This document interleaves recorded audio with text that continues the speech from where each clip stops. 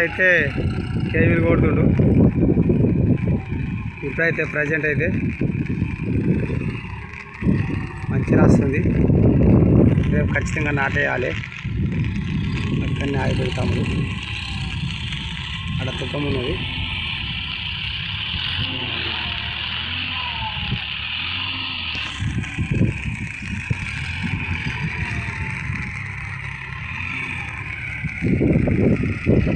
వాన పడుతుంది. వాన అయితే పడుతుంది. ఫుల్ వాన వస్తుంది. అయినా కొట్టిస్తున్నాయి, ఎందుకంటే రేపు నాటేసుకోవాలి. నాటేసుకుంటేనే బాగుంటుంది. రేపు నాటేసుకుంటే తొందరగా నాటేసుకుంటే అంత మంచిది. మనది 10 గుంటలు.